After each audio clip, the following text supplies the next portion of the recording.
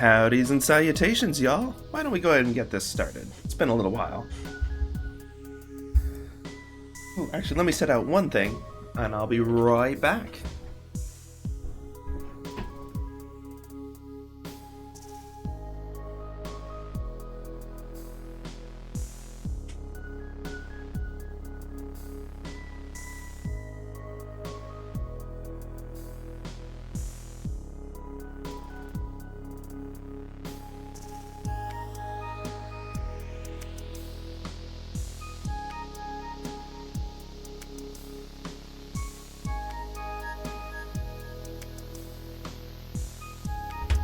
Okay, we are back now. Sorry about that.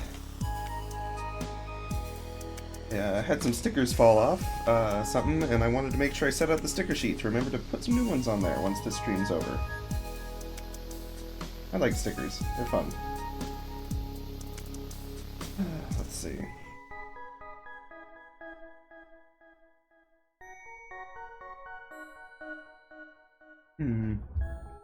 Okay. Before I turn into, stinking onion knight from Dark Souls with why don't we actually have a look at some things and see where we left off? Because I believe where we left off was... Yes, we've left ourselves notes on what remains. Head and hair, hand and fingers. The rest we will deal with after we do the main body, because it's all detail, it's not essential. I mean, knowing where the light source is essential, but actually depicting it, not so much. Oh, holy cow, my audio's crazy high. Let's maybe, is that better for the music? Okay. I doubt y'all could even hear a word I said there earlier. Let's try this again. Howdys and salutations, y'all. Hope that y'all are having wonderful Tuesdays. You know, for a long time, Tuesday was always my most hated day. I despised Tuesdays. Thought they were cursed. Well, not literally cursed, but wanted to curse at them sometimes. Just because, well... I mean, honestly, I thought they were worse than Mondays. Monday, you're at least still coming off the weekend. Like, sure, maybe you're not at 100%, but at the very least, you've had some refresh recently. You know, you've regrouped, you're up. Sure, the next weekend's a long way away, but the last one hasn't faded from memory yet. Tuesday, however, not so. Tuesday has that wonderful little bit of misery to it, where the previous weekend is long faded. You're already like coming off of a Monday. The past feels like work or whatever you've been doing, maybe school. But the end of the week is still so very far. However, I've gotta say, I don't despise Tuesdays the way I used to. Partly because I've managed work-wise to schedule some consistent Tuesday meetings. Not for that reason, but it's just worked out that way. And having things to do helps alleviate the vague sense of distance from the future, because you can focus on the task at hand instead. Meetings, I find, are good for that. But also because we got these awesome streams that we get to do. And, wow, the music's really loud for me too. Maybe I need to turn the music down on Spotify and then turn it back up with y'all. Okay, maybe that seems better. Now I'm not deafened, and hopefully y'all aren't either. But yes, yeah, no, Tuesdays, don't hate them so much anymore, because we got fun stuff to do. I got things to look forward to. Like this. And if we can get the face, even just the face on today's stream, we don't even have to get the hair. Love to, but if we can get just the face, then we'll be in really good shape. Because we've got, including this one, we've got 4 more streams this month. And, we've got just a little bit left to do. Some tough stuff to do, yes, but it's not an insane amount of work. We gotta get the face, we gotta get the hair, and then we're gonna have to have a session or two dedicated to line cleanup. Doing quality, you know, upping the hands a little bit, sure, but also, we've got lots of little odds and ends in here. Here, I can make the drawing area a little bigger. I don't think we need that much space dedicated to the reference at the moment, although we're certainly going to be appreciating it, having it here. But, you know, things like this. Like this little... Wow, my pen is... Oh, right, because of the thumbnail. Yes, yes. These little nooks and crannies on the hand, these non-contiguous lines, like, they look fine at a distance, but they don't look great at a distance, especially ones like this, where it's such a defining line of the arc of a rather bold part. We've got the connection, we've got weird lengths, so we'll have some quality cleanup we need to do. Whether that means properly inking over it, might be the case, or just cleaning up what we've got, which might also be the case. I'm not fully committed to one path or the other yet, but I have a feeling that I'm not going to want to let these cool lines we've done go to waste. And, man, can I just say, I'm actually kind of happy with where we're at right now. Now, pending face, of course, because we've gotten to this stage before, but never with this level of quality. Honestly, this drawing feels genuinely kind of like fighting a boss fight in a game, like, and not like a friendly fun game, like stinking Dark Souls, or Elden Ring, which is fitting, because like it feels like I make a certain distance, we figure some stuff out, like really jankily, it's like rough, we're not playing that well, and then we just like we get killed, and we have to start from the beginning. We're like, ah, rats. Okay, we'll try better form this time, and we learn the moves a little bit, we learn how to do previous steps a bit. And then it's down again. And then we go off and do hard fight and like grind against some other enemies. Like figure out rebalancing, figure out some techniques, new tools, maybe pick up a new weapon or two, like the slightly sketchier shading and looser or line work for folds and creases and stuff, things of that nature. Pick up some better references, refresh our like structure a little bit. Come back, leveled up, put the armor on, and so far the fight's going well, but we're still only a third of the way into that health bar, and man, it's a long health bar.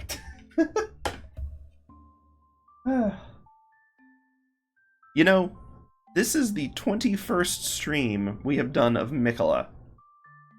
Can you believe that? 21 streams dedicated to this, and we're still in the line work phase. Absurd. It's just really, really nonsense. But it's where we're at. So, we're gonna make the best of it. Okay, let me make sure. Yeah, I thought I had the eraser on or something. Oh, and I've got the wrong color on, too. Okay, hold on. I don't even remember. We're just going to eyedropper it. Okay. Now, before we get into this, I'm going to try to remind myself of some things. One of those things being, looking at it, head position look fine? I think it looks fine. Cool, we'll have to remember the angle, keeping that at heart. But we've got actually pretty good references under it. Oh, hey, Galactic! Yeah, I mean, we're going to keep chipping away at it. One way or the other, this boss is going to go down. But the tip that I'm trying to remember here is another one from Love Life Drawing. They're a great resource. And it's the face is not more important than the rest. Certainly, like, as a focal point, it can be. But when you're doing, like, a full figure like this, like, unless you're trying to draw specific attention to it, you need to approach it in the same way, where you're not thinking about, like, oh, I need to chuck, like, an arm and an elbow and such, but you're actually trying to think about the forms overall and the shapes overall. At least a little more. We'll see. Hopefully we'll get there. But Galactic, how are you doing? How's this Tuesday treating you?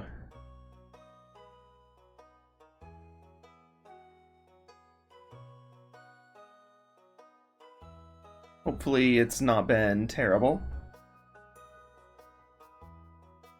I know where I'm at. No one's thinking going outside these days. The weather is atrocious. Just absolutely the worst.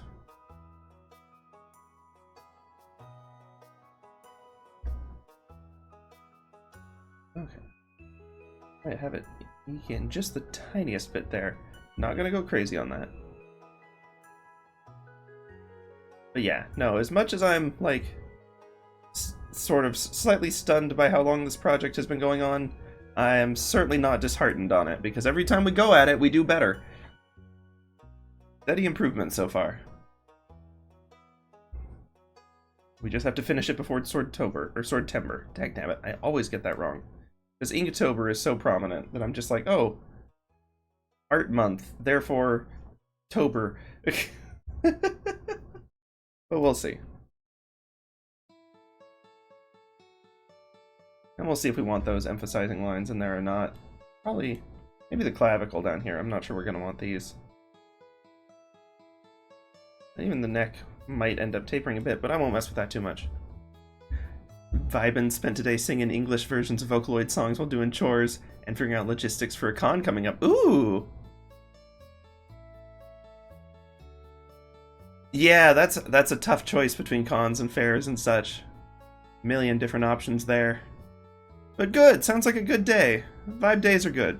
And chore days are actually, like, satisfying to get done, you know? Like, I'm actually, like, always, like, when laundry day comes around, I'm like, ooh, yes! Because I know by the end of the day I'll have done at least one thing. No matter what else happens, one thing will have been achieved. But yeah, oh man, convention planning's fun. There's a lot to it, but it's fun. I hope you're able to get to go.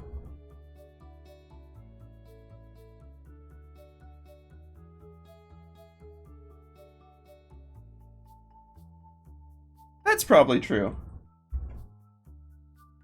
Yeah, I've never had very high tolerance for roller coasters myself. I don't do so well at we've got cool fairs and amusement parks and such around here, but like I don't have the stomach for them. Not that they're not fun. I know I've got friends who absolutely love them. I just, woo, they knock me out. Not literally, but like I'm down for the count after those.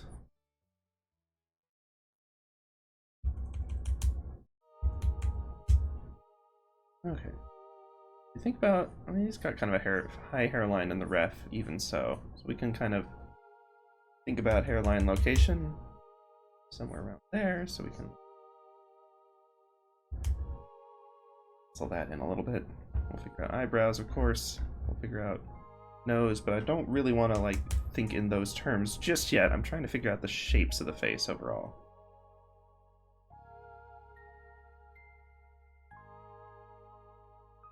It's too easy to think about an abstracted face and end up not drawing what actually needs to be there.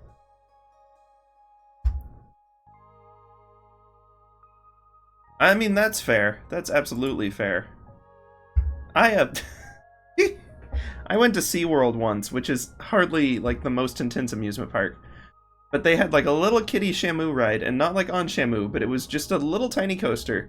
And it was just like, it was probably like maybe 7 feet up and 7 feet down, and just like up and down and up and down going around this little loop.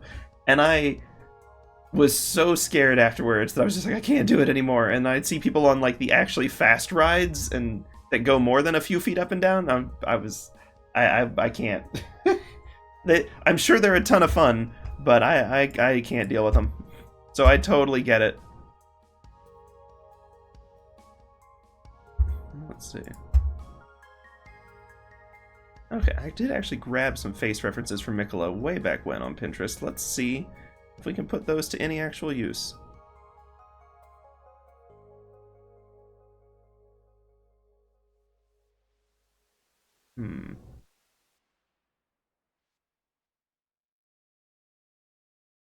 Maybe.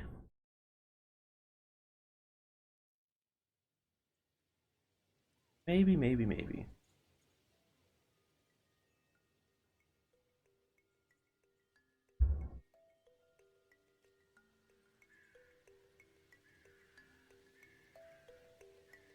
That's fair.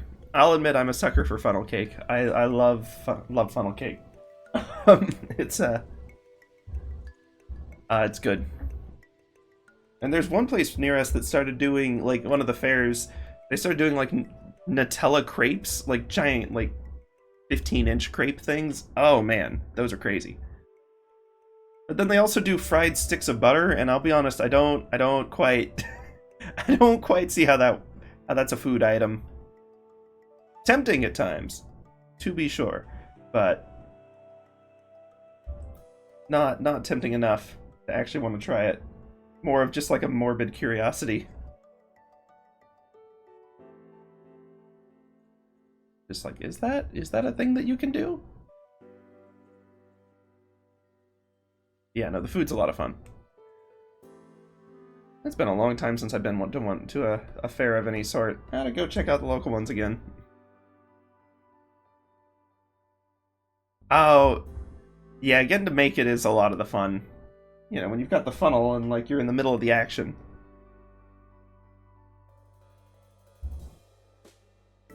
We we didn't make funnel cake, but at my school we had a movie night one time, and the teacher had one of those like ice cream maker balls that you can kick around. Like, it's a big old plastic ball and you put all the ice cream ingredients into it. And one of the steps of ice cream is just shaking it up. And so if you just play soccer with the darn thing, you end up with ice cream at the end. It's very fun. wasn't like the best ice cream in the world, but it was worth it because we were the ones who made it. And we made it by kicking a soccer ball around. I mean, they're kind of a tough plastic ball. You don't want to kick it too hard, but still fun. Thinking about... Also thinking about ominous lighting. I don't know how much of the face is actually going to be visible. I can still pencil in line work though, and if we need to shade it out, then we can shade it out. I'll leave myself a note.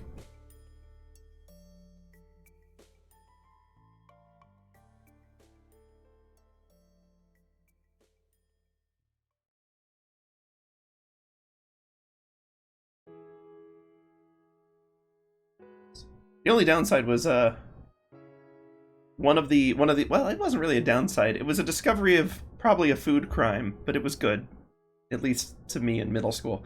Was one of the only things they had there with the ice cream was Cheez-Its. And this was before like salty and sweet food things were in any way popular. You didn't see like salted caramels and stuff like that around.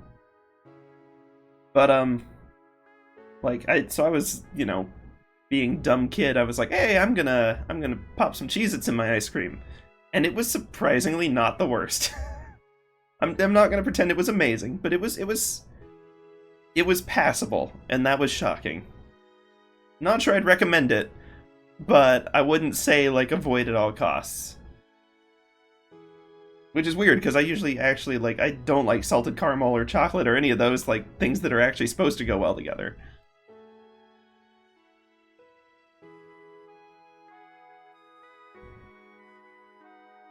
That note is so much tinier than the others.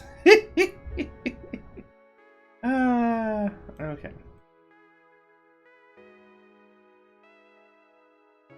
I suspect a lot of the face will actually be in shadow. I think that'll be fittingly symbolic, but we still need to make sure that we know where stuff is when it comes around to that point.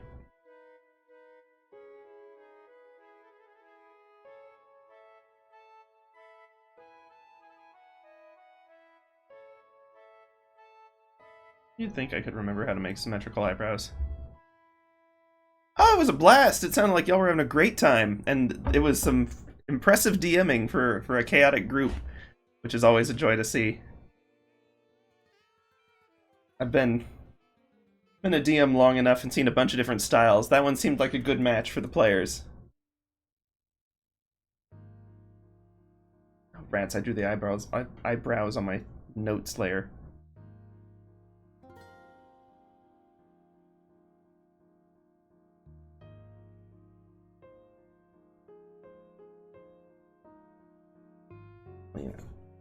Clean that up real quick.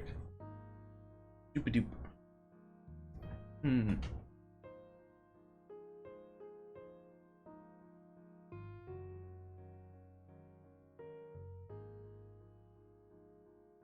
Well, I'm gonna tweak those for two reasons. Let's see. Yeah. No, that's absolutely... Like, as long as everyone knows sort of where the boundaries are, then I think freeform D&D tends to be a little more fun. And Call of Cthulhu and all of those role-playing games, really. The structure is there to guide, it's not necessarily there to stifle.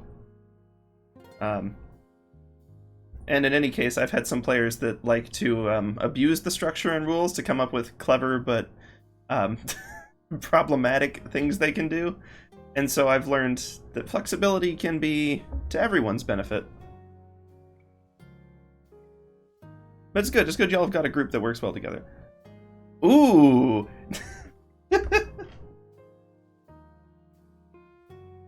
Now that seems like a fun way to duke it out. I'm trying to think of a pun about, like, more value than they're worth or something like that, but I can't think of anything good. Sounds like you took a golden opportunity, though. There we go. Right, hold on. Let's not go nuts on that. This is one of those points where I would really like to have a higher resolution canvas, and if I would started this piece from scratch, I would. But if I had started this piece from scratch, we also wouldn't be at this point. So I think there's something to be said for actually trying to finish what you start sometimes. It doesn't have to be every time, but this one I'd like to get sorted out.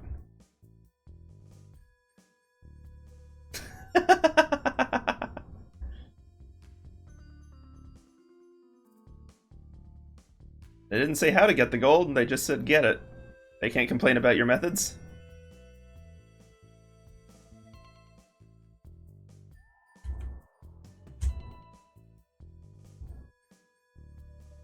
Sure, having this much shadow on this is going to come back to haunt me later, but that is okay. That said, I do think I need to be just, wow, just a hair wider.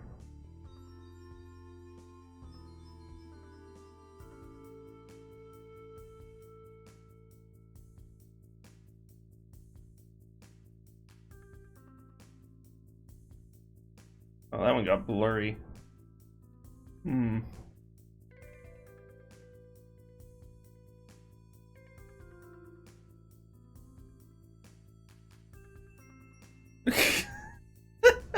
Yeah, gold gets weighty pretty darn fast.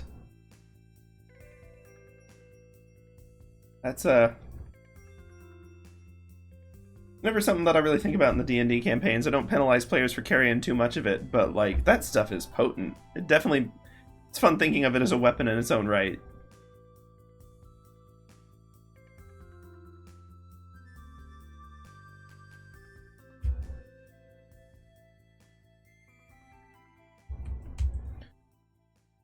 We can go for abstracted mouth. We can go for, like, actually representational mouth just a little bit. I don't know. Yeah, we may as well hang on to it. Representational mouth without shadows is never good. Knowing where the brow ridge is helpful, truth be told. Nose feels a little short, or else perhaps I just need to, like, bring this in just a little bit. Have a tiny bit more chin definition. Okay. Something more like a face. Not just the oval blob that I usually end up going for. Which works for my normal style, but not quite for this one. But yeah, no, you hang on to that. You earned that gold. You and that gold have a history now. You can't just part ways.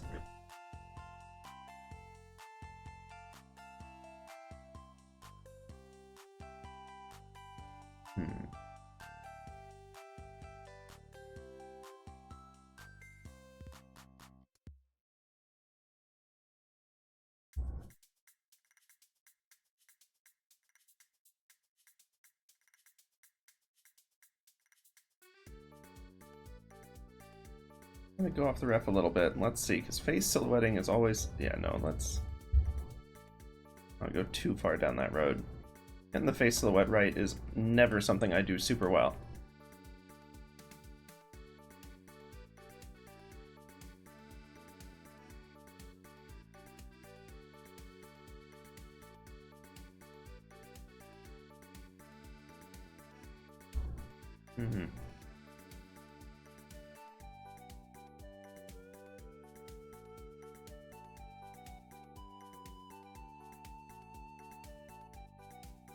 Ah, well, you'll just have to wait and see.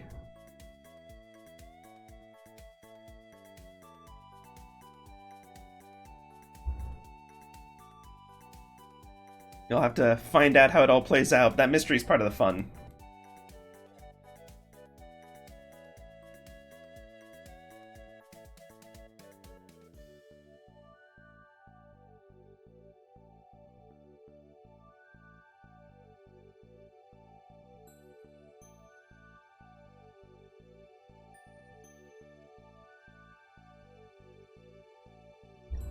Oh, and it arcs like that around the head.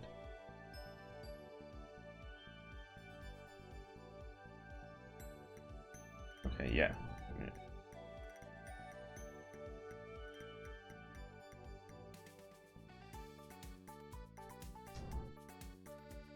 Yeah, those seem like they would be noticeable, to say the least.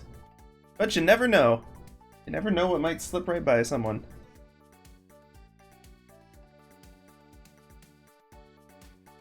That's kind of Rogue's whole thing, is figuring out how much you can slip by someone.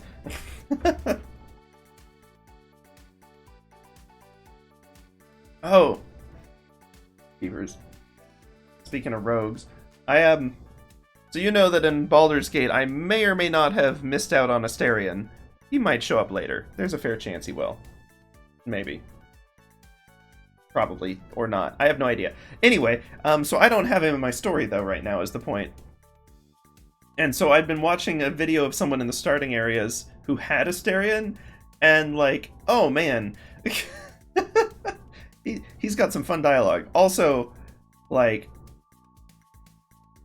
definitely, like, I'm already trying to balance so many different character relationships in that game. Like, I don't think I'd have been able to survive it. I didn't skip it, I did it badly. We may have resolved the knife incident and then gone our separate ways. Oops. Whoopsie-doo. Yeah, no, I can totally see wanting to do that. Like, yeah, he's got a fun dynamic going on. But like, I'm dealing with Gale's a lot of fun, Will's a lot of fun. Late Cell and Shadowheart are like trying to kill each other at this point or something. I don't know. They're not on good terms. It's been a lot of fun balancing, though.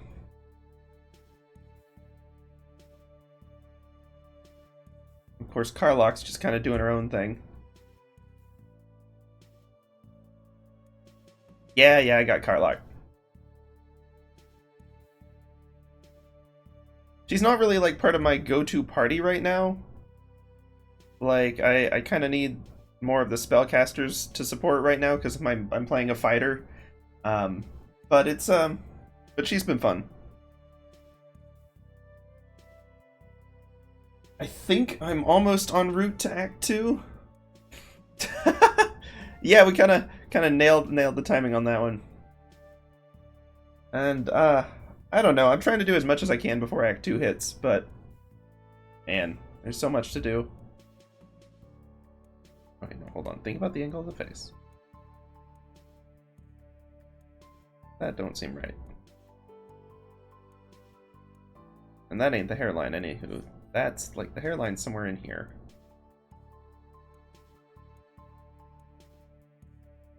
Alright, I like this. Okay. Hairline there. That helps with big forehead a little bit. Although, I mean, he does have a big forehead.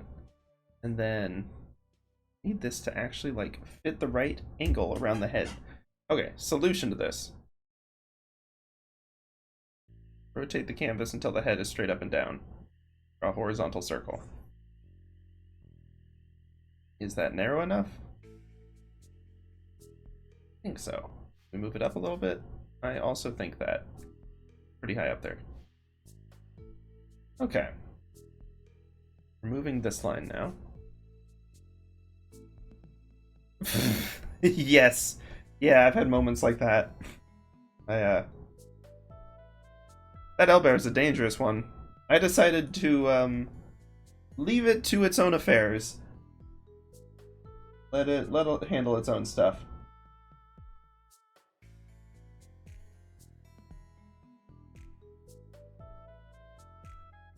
Yeah.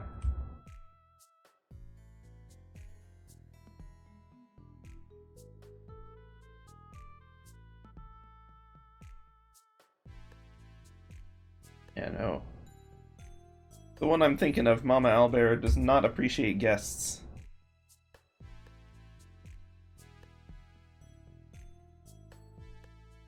Ah, yes. Yeah. I think the premise is she's like, you can go, but you have to leave. If you wander back into my turf at all, she get mad. Just a shame, really. Should be a fun one to be able to, like, ally and bring along, but alas.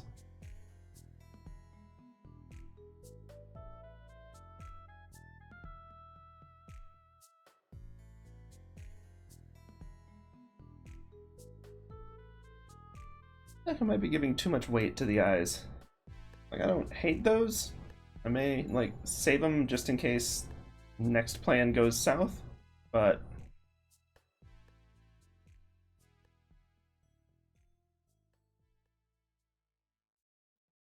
Yeah, I'd heard about the Owlbear Companion, and I'd, like... I'll be honest, I looked up ways to get them once I encountered them, but, like, I still don't think I did it right, because they have not come by to visit, and that makes me worried. Thought I did it right, but, maybe I need to go back to the cave and see if they're there, or the other cave, or the other place. There's so many places it could be.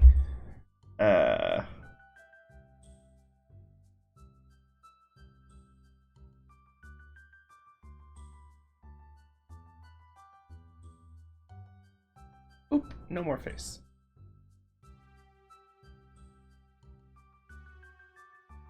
I did get Scratch.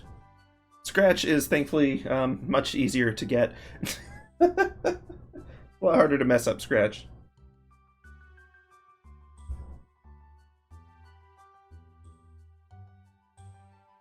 And Scratch has been fun to have around camp. But yeah, balancing all of that has been quite the adventure.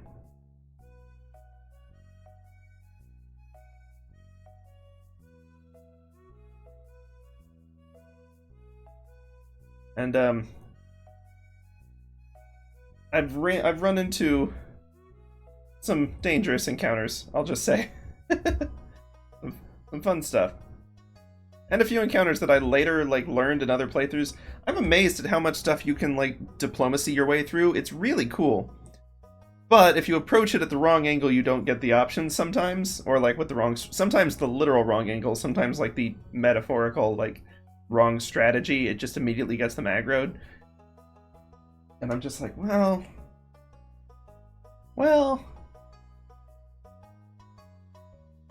But yeah, there were some encounters that I thought were just like scripted combat, and it's like, no, if you go about it the right way, you can completely negotiate your way out of it, which is awesome. I love that that's a thing that they do.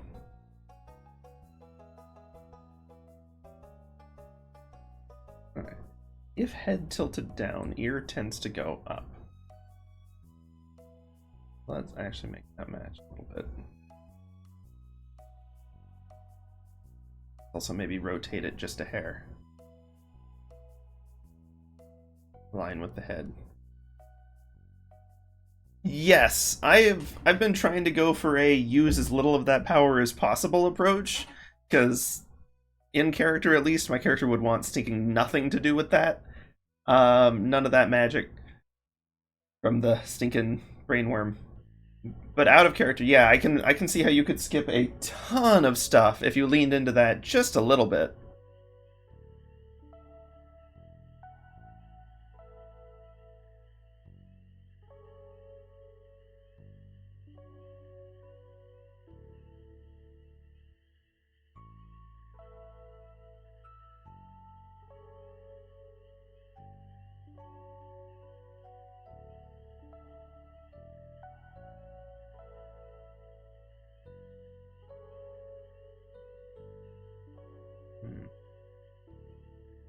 Let's try returning this.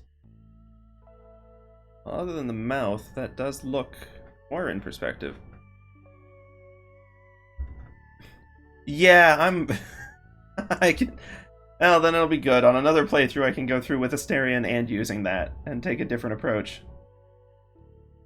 But, I based my main playthrough character off of an old D&D NPC that my players never got to meet. And so I figured I ought to let her see the light of day at some point, even if it's not in an actual D&D campaign. But it means I'm sort of trying to play to the character a little bit and not just making my own choices, which has its ups and downs.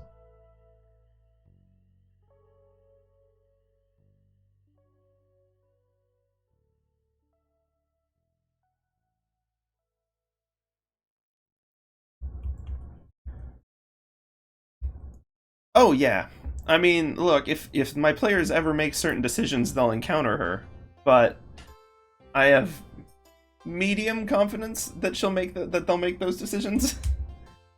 So, yeah, I figured I'd have a go at it just in case, even before then.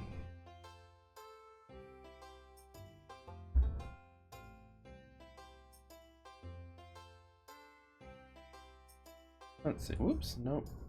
Yeah, let's just toss that line. Okay, there we go.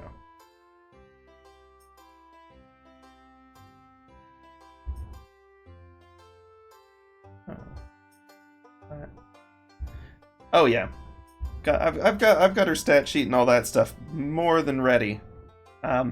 Actually, one D&D trip I've learned with having a very freeform campaign, because I've had some that are more loosey-goose than others.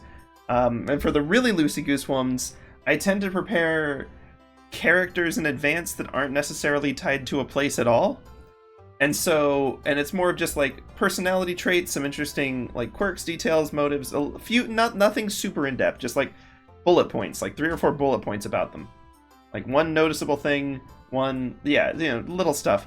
So that if the players happen to latch on to a random NPC that I didn't actually have anything prepped for, I can just go to my personality list.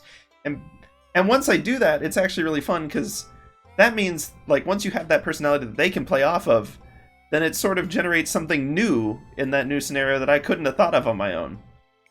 And so it ends up making the, like, NPCs feel a little more lively, too, because they're not even, like, even as much as they are in my control, there's little parts that aren't entirely. And that's been fun.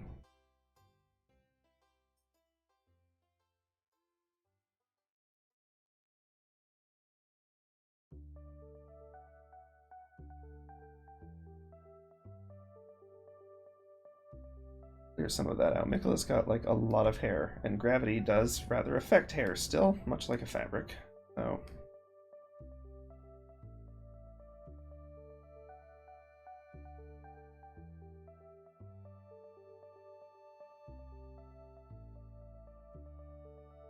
was in fact rather thoroughly known for the whole hair thing, so I'll just stick to that much as I can.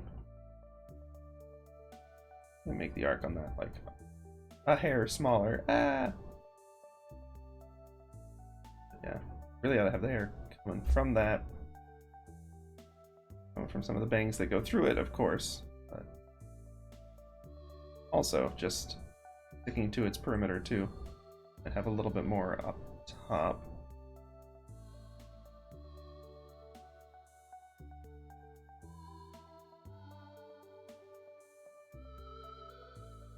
Oh, okay, and even in the reference, like a little bit actually goes over this too, so we can have some hair in front of it. Probably be some of the more free-flowing hair. A little bit that goes behind, and we'll keep hammering this out. I'm just trying to get general shapes in first.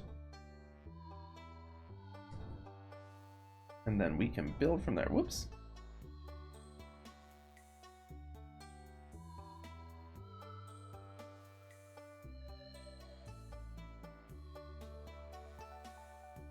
Figure out where this headband is.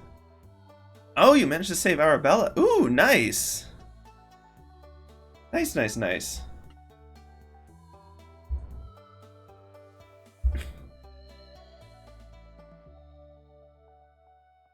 Yeah, definitely. I managed to keep her alive in my playthrough too, which I'm very glad about. Ah, oh, I can imagine that's useful.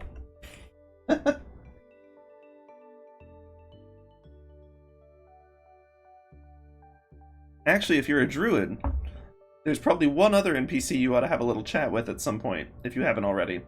Not for any important story stuff, as far as I'm aware. But I heard that there's a rather, mysterious animal in the, in the druids area that is a little friendlier to druids than it is to any of the other classes. Might be willing to disclose a little more information.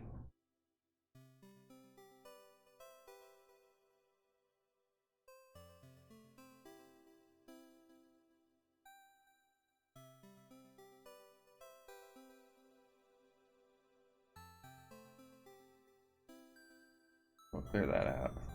And frankly, I've got no idea what the NPC even says. Uh-oh.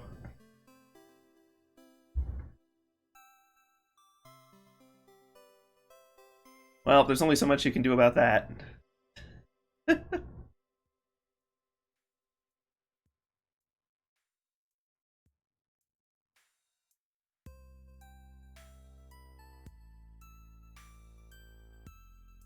see.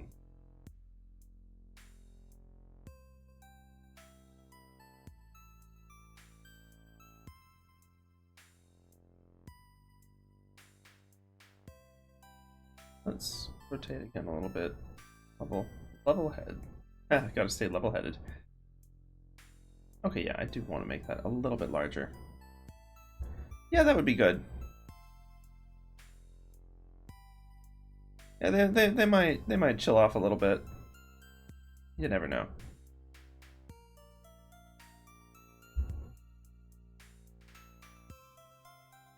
Just have to move their hearts. Move their hearts. Anyway. But yeah. No, I'm amazed, like, watching playthroughs of some of the earlier stuff now that I've gone through it. Like, I'm amazed how much stuff there is that I missed. I did find the harpies. I did find them. That was an interesting encounter, because I rolled a lot of bad saves, and so I had a very hard time fighting the harpies. It was a fun one, though.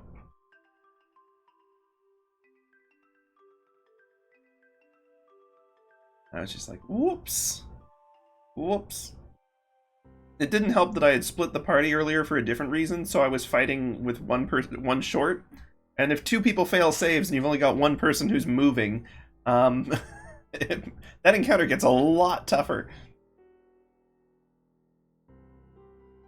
That said, I was probably already a little over-leveled for it by the time I actually looped back around and found it. So yeah, probably helped me out a little bit.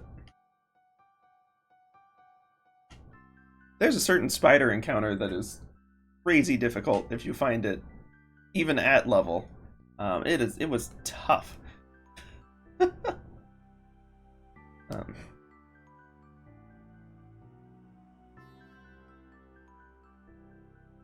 Yeah, Jeepers, there was one encounter that I was probably underleveled to even attempt to take on. It was really tough. It wasn't even save scumming. I just had party members die constantly in it, so I just kept having to like load from save because it was over. But what finally did it was when I decided to split my party before starting the encounter, which I'm like, I feel bad for using game knowledge, but I was never going to get through it otherwise. And I kept my spellcasters much higher than everyone else, and that worked wonders. I also stopped positioning my fighter near the edge of a cliff, because, as I found out the hard way, those enemies knew how to push. And, oh boy, like half of my party deaths were people getting shoved into a canyon so that I would have no chance of even recovering them. I was like, oh joy. And it's like, yep, they're gone, super not coming back. We're gonna have to solve that. Rewarding encounter when I finally beat it, though. Definitely a satisfying one. A fun fight.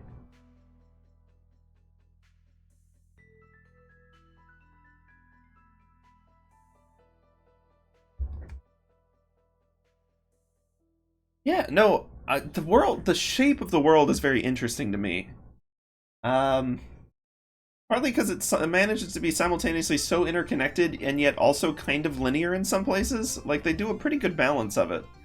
On that overall world map, like, there's definitely some paths that you kind of have to do in order, just because of the way that they've built it, but also there's options to work around it if you want, and like little clever shortcuts and things. It's cool. It's very cool. Just trying to reveal the whole like map of the first area is a fun journey in and of itself.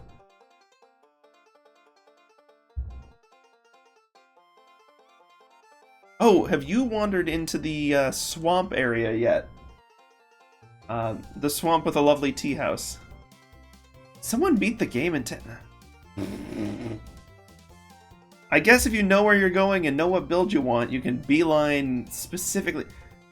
The tutorial's gotta be one of the longer parts of that. Oh man. Oh man. Cheapers. Those, like, is that like glitchless, or is that like with funny glitches that let you like zip around the map and just like load into the end zone? Because I remember Elden Ring had like a 4-minute speedrun, because someone figured out that if you like hit yourself against a rock at just the right angle, you can launch yourself like thousands of feet into the air across the map and into the final boss.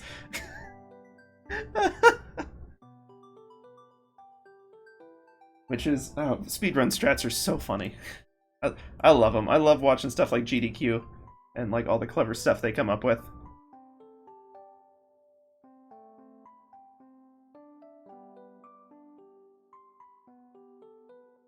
Okay.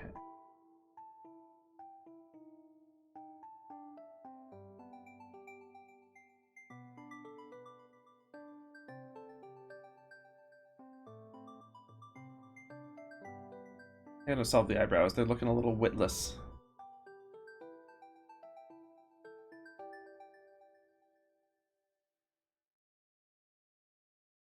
Like, no thoughts, head empty.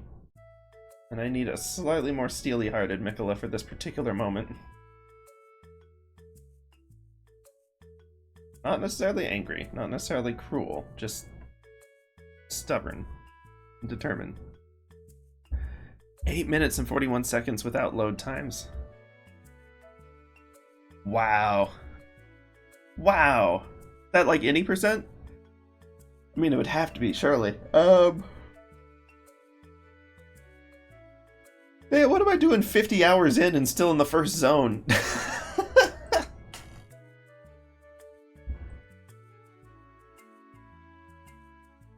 Okay, yeah, any percent.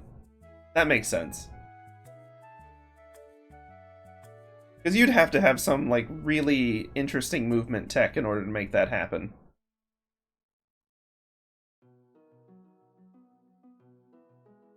Oh, man.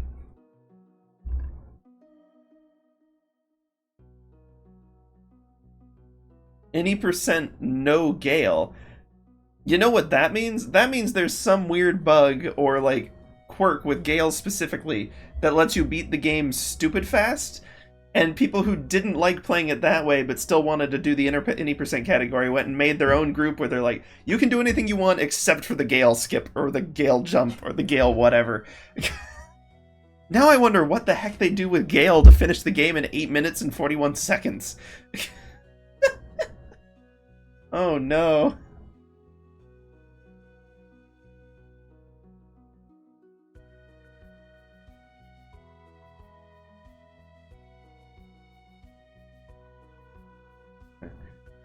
I don't necessarily want Miquella looking regretful here. Maybe. It's certainly a look.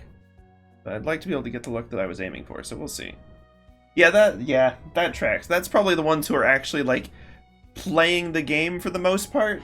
Like, not just, like, they'll probably have skips and jumps and doodads and clever tricks and such.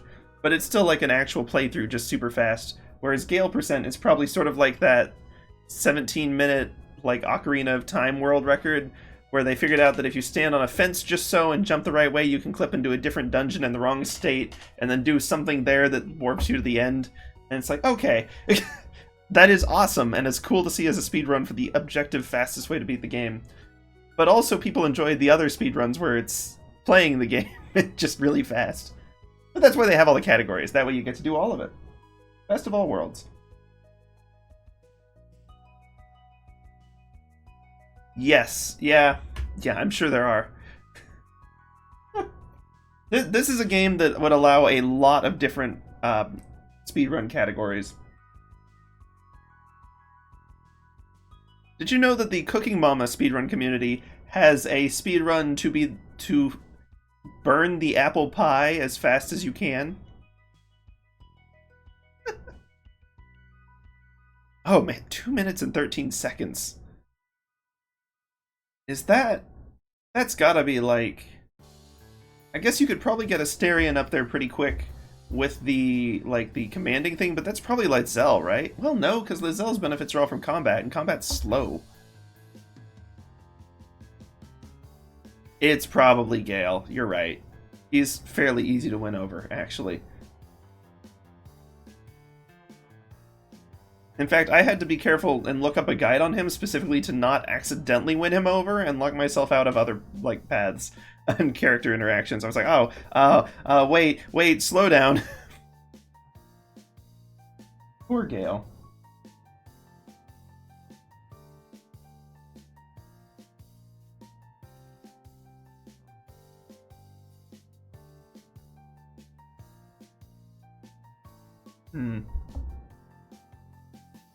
Then again, I mean, with Littzel, it's basically stab enough people and she's on board.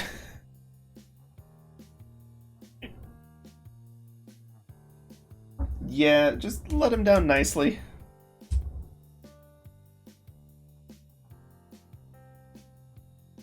Mainly because his is fairly easy to accidentally do. The prompt is not immediately obvious that it's leading to a romance path.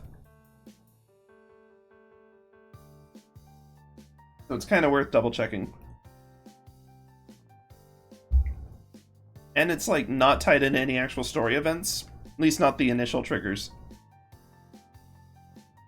So it won't spoil anything else in the game. Unlike, say, and I haven't looked this up, but I have a sneaking suspicion that if you looked up Shadowheart's path, it would probably, like, be absurdly tied into a ton of other stuff. Oh, it was Littzel? Really? Okay. Well, now I'm curious how that works. Oh, man. There is so much to that game. That's going to be a tough one to put down.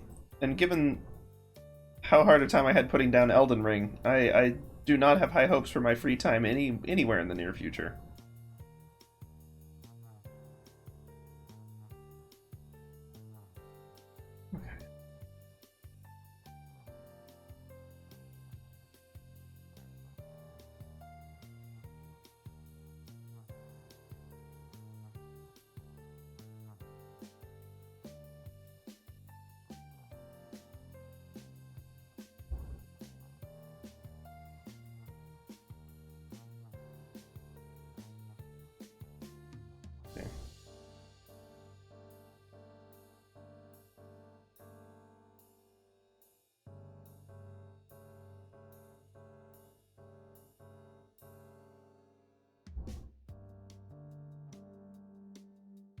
That'll do.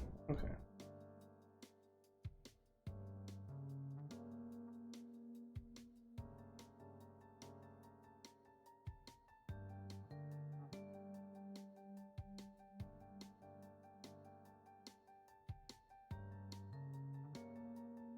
Angle, that's a little too random.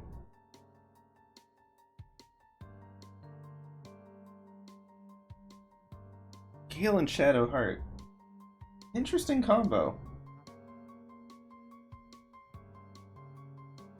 And you know they wouldn't grab him if they didn't need him. Like, Shadowheart does take a little time to recruit. Oh, Gale and Asterion are probably the fastest to actually, like, recruit into your party.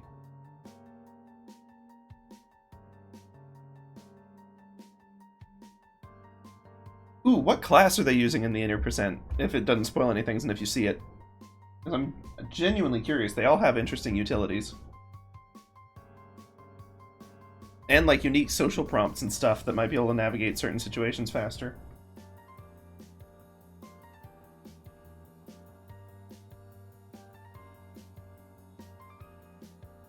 Yeah, definitely.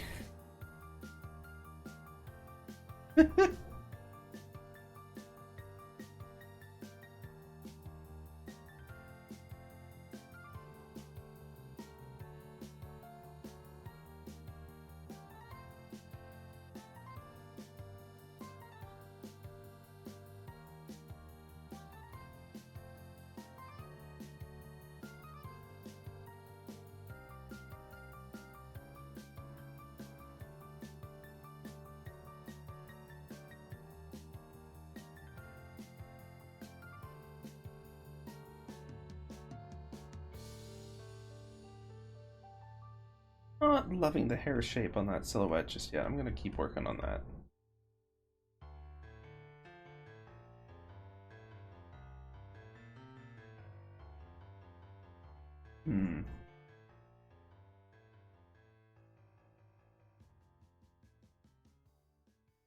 Yeah, actually, if you want to chuck that in whenever it's convenient, that'd be great. I'll probably check it after stream, though. I'm not sure I'm gonna catch it right now.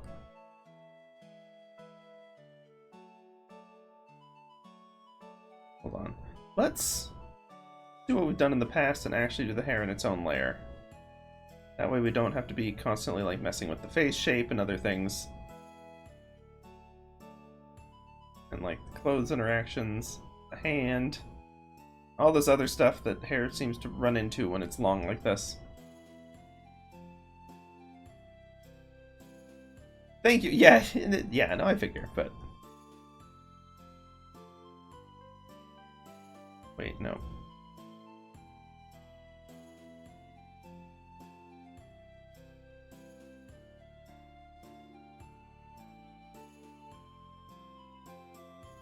Oh, jeez.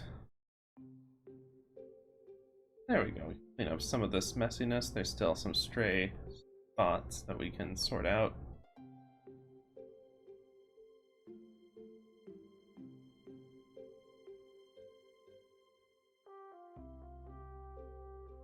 I don't know, there's a lot of competition for most insane speedrunning community. Especially if we're talking about like actual like absurdity, because the Hollow Knight speedrunning community has gone off the stinking deep end. Their low percent speedrun is one of the worst, like, nightmarish things I've ever seen, and I hold anyone who's managed to do it in impressive regards. So in Hollow Knight, there's a lot of different things you can do to boost your, like, percentage complete of the game, and the max is, like, 112% complete or something like that, because there's, like, updates and DLCs and bonuses and such. So someone asked the question, what is the lowest possible percentage that you can still finish the game? Because some of them are story element required. Or like they're part of the game, like you can't skip them.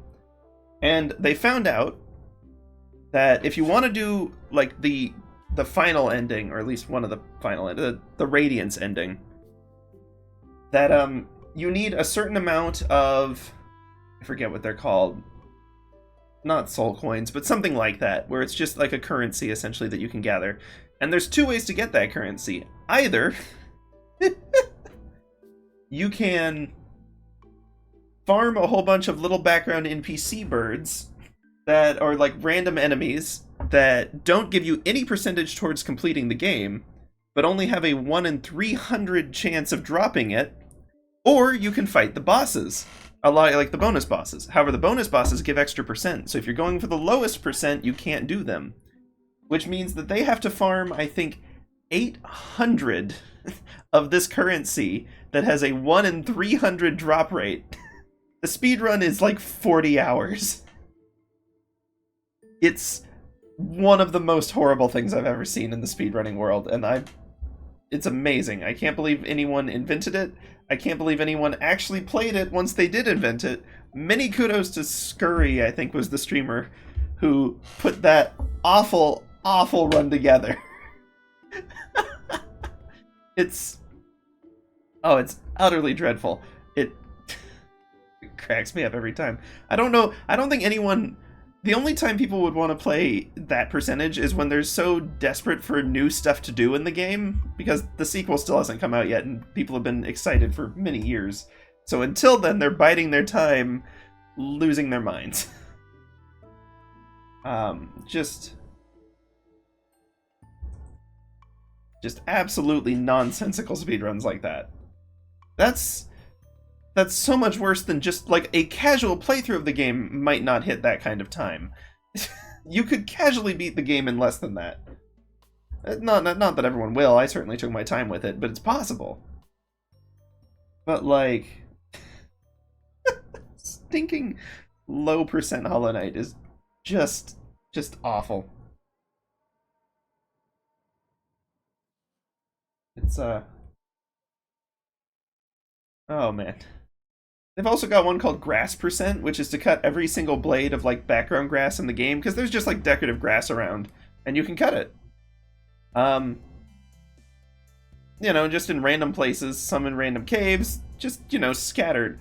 And so they figured out where all of it was, and they made a speedrun category that is grass percent. Why?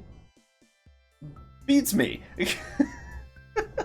Yeah, no, I mean, they're going all in on it, and they seem to be having fun with it, so kudos to them, but, like, wow.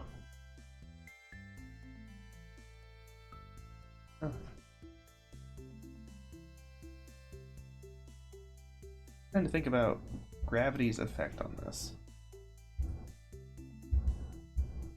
Set some bounds for the hair. Probably not all the way over here.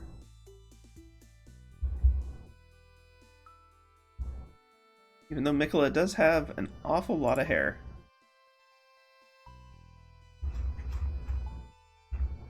It's not technically, you know, infinite hair. Could probably chill a little bit on the length, but then again, we have like stinking no references in Miquella, or like 2. But it shouldn't be floor length though. I need to chill a little on that. We'll go like waist length.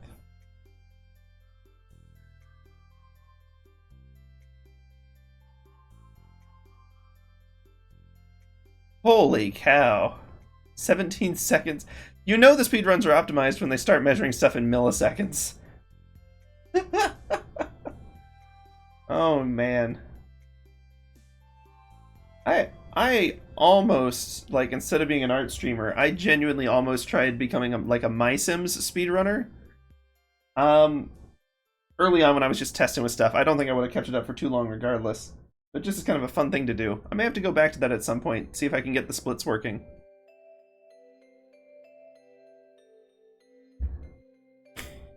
Holy cow, 17 seconds to engagement. Oh my word. And people complained the Baldur's Gate NPCs went for romance too easily.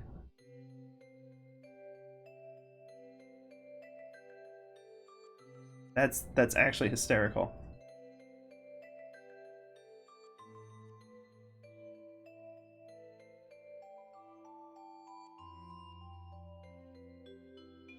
Yeah, the stuff people come up with in these games, it's amazing. It's wonderful. Do you ever watch like GDQ, Games Done Quick, and some of their stuff? Or Frame Fatales? They're an absolute blast. And for a good cause, too.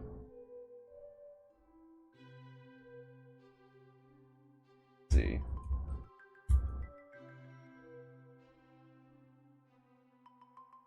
That's good. Yeah, it's those little quirks that you have to find in order for speedruns to really happen.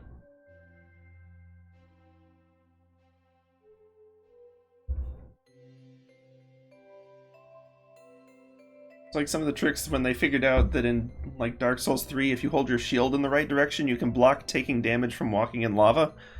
Don't know why that works, and it's not really that useful of a trick, but it does work for some reason.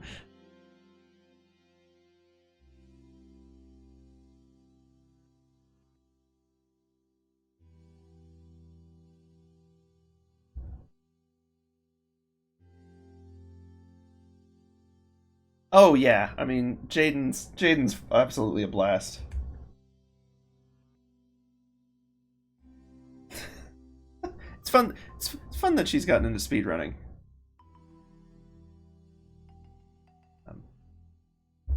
Really doing that.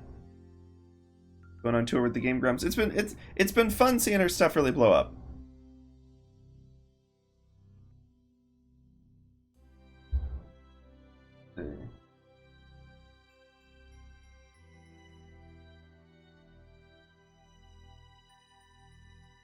And I feel like Alpharad has kind of come into his own just from hanging out with Jade and that crew.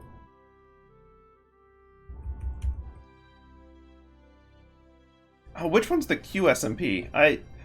I'll admit I got into a lot of that stuff after like SMP became a thing, or before SMP was a thing, and so I'm like not 100% up to date on all of the different survival multiplayer stuff.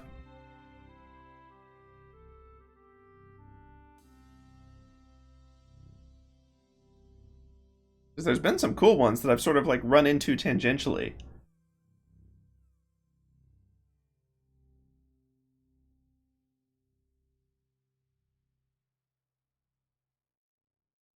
Alright, no, hold on. No, not that. Oh, Quackities. Oh, dang.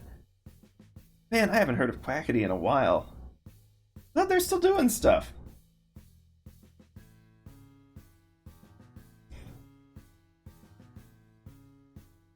Man. Man, that whole, like, landscape of, like, Minecraft stories and influencers is the wrong word, but like all of that stuff, it's changed a ton since, I sound old saying back in my day, but it has evolved so much, and it's kind of cool to see the different directions it's gone. And the lore build-ups on all of them, and the fact that there is lore within them at all, that's such a cool thing.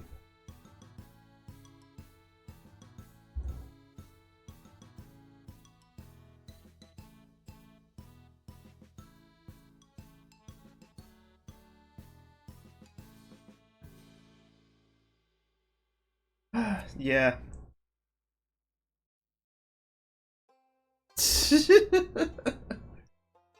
Oh, but I mean, I remember back, like, with Ionite and all of the stuff that was going on in those days.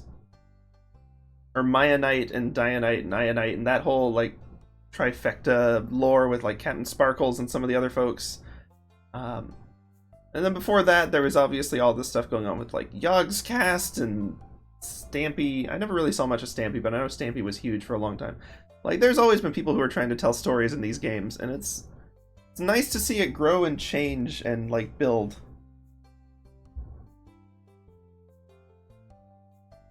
And, like, move on from different groups.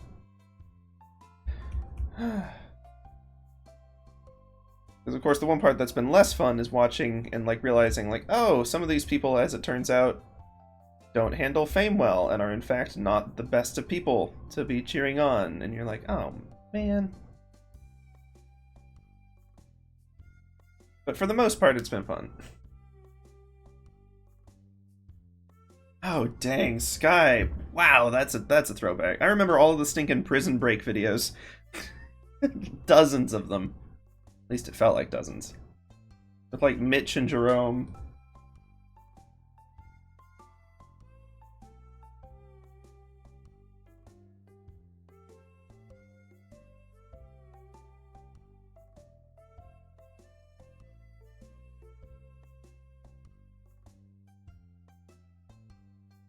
Yes, he's definitely on that list, unfortunately.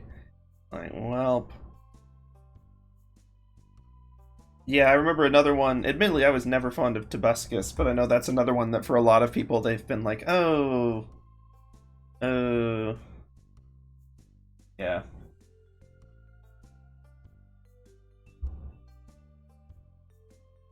But at least we're starting to see, like, comeuppance happen, or at least people get discovered and they can't continue on with their bad behavior anymore. So it's good to see that that's changing at least. But it's a shame when you're like, oh man, really?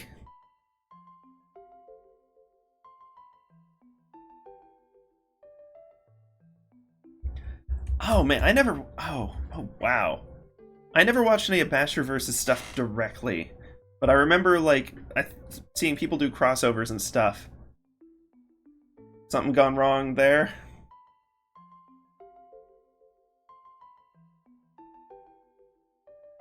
Then again, you see folks like Ant Venom who are still going strong all these years later. And Vanoss and that crew. Well, not all of that crew, but some of that crew. That crew has a lot of drama.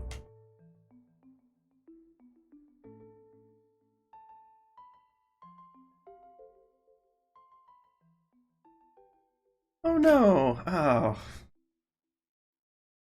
Yeah, that's changed things a lot too. Between just the additional threat of having COVID around and all of that, and then just it going on long enough that with time happens, but it's been unusual seeing streamers who pass away. That wasn't really like a concept. Not that it's like a new innovative concept or something, but it wasn't a thing that we thought about so much early on. Wow. Wow, that's a shame.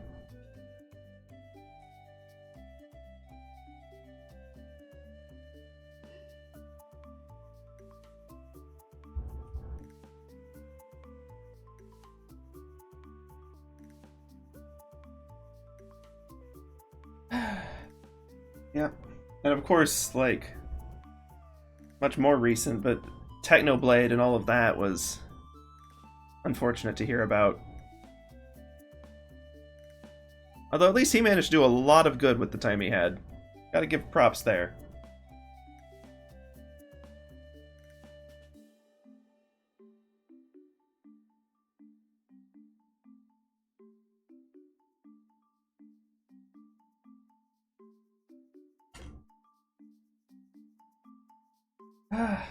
Wow.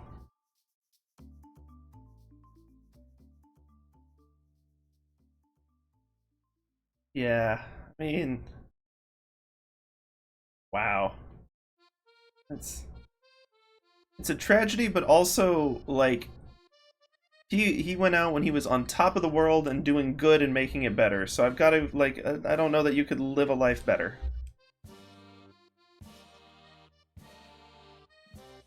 So there's some solace in that at least.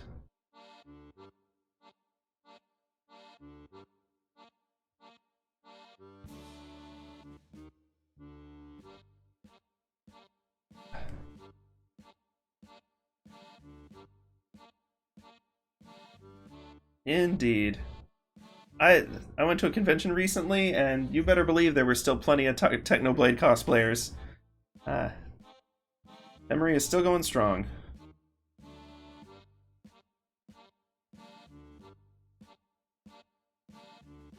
Of course, wasn't Wilbur Soot also part of that group? And like that's one that messes with my head, because I followed Wilbur Soot back on Soot House and not on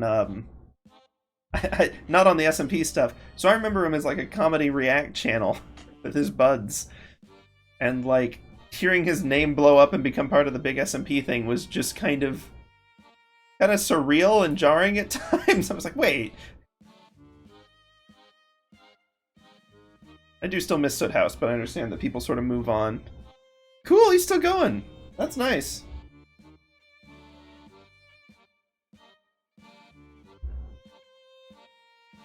Ooh, awesome. Awesome, awesome. Always fun when people get to branch out into new things, too.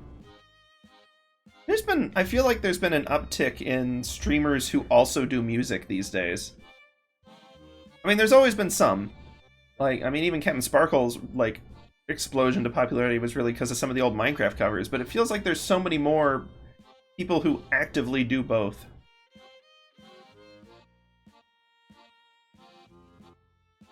Of course, part of that might be the rise of, like, all the VTubers and such who are out and doing their thing, because, like, the, because, like, the whole idol stuff tends to include music, so they lean into it more, but it's cool seeing other streamers and stuff actually doing it too. Oh, cool!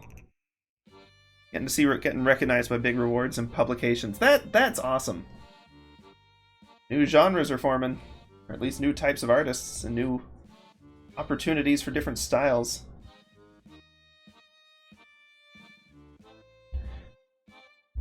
That is one thing. We are, like, weirdly spoiled in this day and age for just the variety of, like, music that we have. Like, the fact that you can have streamers and, like, entertainers who are also just good musicians in their own right. The fact that there's so many genres, so many new music, like, instruments and everything. Oh, man. It's cool. It's really cool to see, like, this explosion of sound.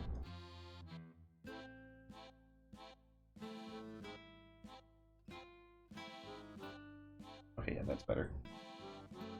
That. Like, I've been really hooked on electro swing, which is, admittedly, a bizarre genre. But it's fun. It's a bizarre but fun genre. Yes, yeah, that has been nice. Seeing people able to pursue their passions, or at least something that interests them.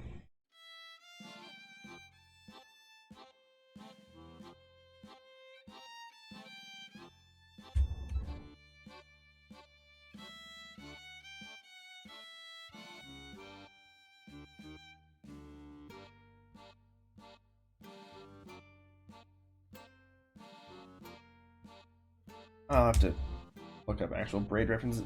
Thing is, like, most of Miquella's art doesn't have a ton of braids, except for one particular reference. Magnap. Let's see if I can find it. Of course.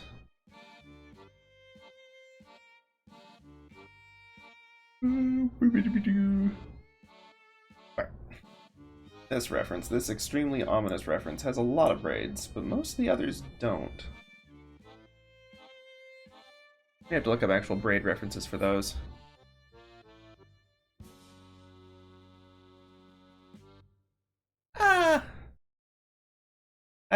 I would never expect cringe to last. Because, I don't know.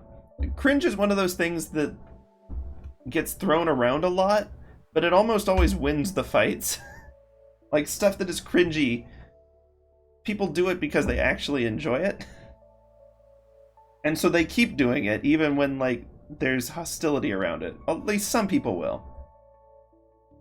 I remember when so much stuff that used to be, like, so much stuff that used to be cringy just has kind of landed back into normal. So we'll see. Maybe they'll think it's cringe, maybe they'll think it's like boring old folks stuff, but maybe they'll find their own voice and figure out something else to do with it.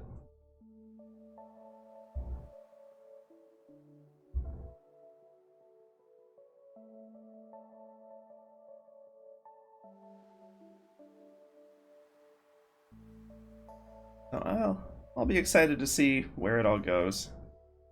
I'm just excited in general, like, as far as internet culture is concerned, and, like, meme culture. Yes. Yeah, having the opportunity to explore on your own also helps. I feel like in the last couple of years, like, it feels like those nature is healing things, but, like, with internet cultures, and there's still so many problems with internet subcultures and stuff, but I feel like there's a certain hostility that has faded a little bit over the last few years, because, like, 2016 to 2020, everything was so drowned in politics, because everyone was, regardless of political opinions, everyone was very invested in politics in that time. With valid reason. And so that tension just spread out into everything, and political, like, analysis and motives and undertones would creep into everything. And, like, I feel like a lot of that is still around, but there's so many more things that are back to having, like, being able to be their own things separate from, like, political trauma. And I don't mean, like, topics that get political. I mean express, like, arguments about politicians. And it was a dreadful time to be in the meme-averse. I had to bail on, like, 4 different places that I used to get memes because they got so drowned in, like, hyper-partisan stuff. I was just like, oh. Like, I've got my political views, and I vote. Politics is absolutely important. But it doesn't have a place in, like, areas where you're supposed to be able to relax. Or areas where you're supposed to be able to have a civil conversation. And so I have been greatly enjoying a world of people getting back to more, like, cringy stuff that's about themselves, and, like, being able to just lean into other interests and other hobbies and stuff that isn't just laser focused on, like, the worst aspects of the current day. And there's still plenty of memes on those topics. Like, it's not like they need to be ignored. They're certainly important, but they shouldn't dominate everything.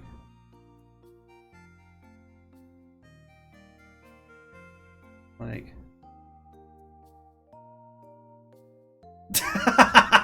you ain't wrong. Those AI presidential conversations are very funny. Mainly because they manage to be non-political half the time. They're just arguing about Bloons Tower Defense or Roblox or some nonsense. I'm like, yes, that, please, that. More of this. Yeah, like where they're playing video games. Like, it's like they're a live streaming group.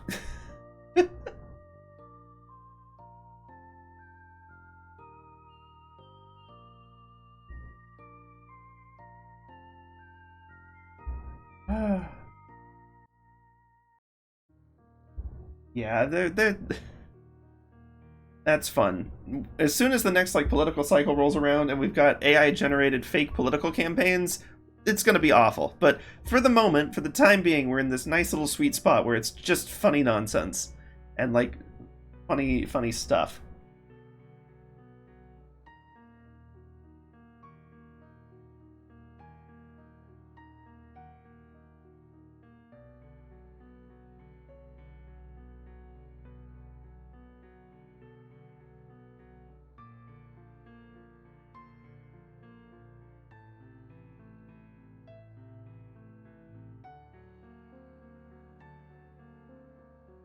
There we go. We're starting to lean into the hair wispiness a little bit more now.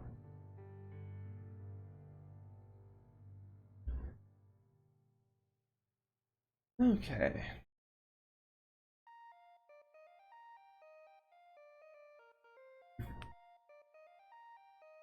So now that we've got... Wow. We got further than I expected to today. And there's still like 30 minutes left in the stream. How did that happen? I guess I can get started on like cleaning up line work and stuff a little bit, or we can go ahead and do some flats. And then we can clean up the line work, and then we'll have to clean up the flats again, but it's still like, sometimes having the shapes blocked in helps. Okay. Let's mark this as final sketch.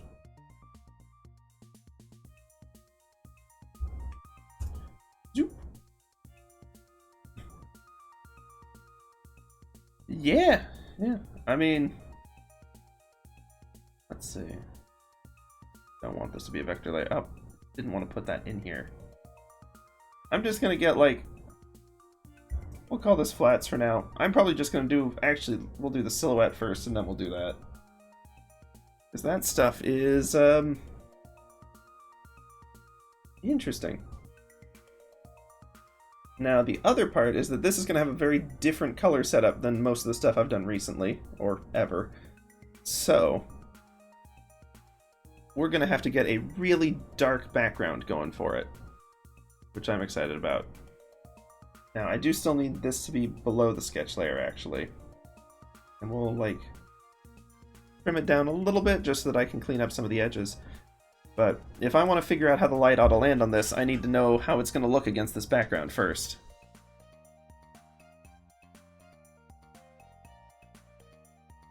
Oh, and I need to hide the rough sketch so it doesn't affect anything. Okay, there we go. We'll clean up the line work, but again, this'll get us started.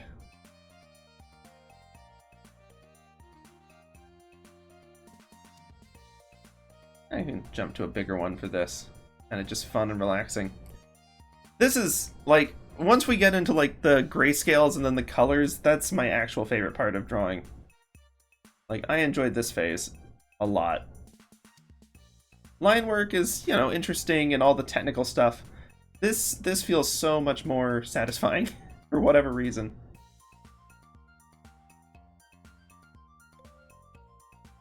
We'll probably have like some glow or something on that, but for now, needs to be the same dark tones as the rest.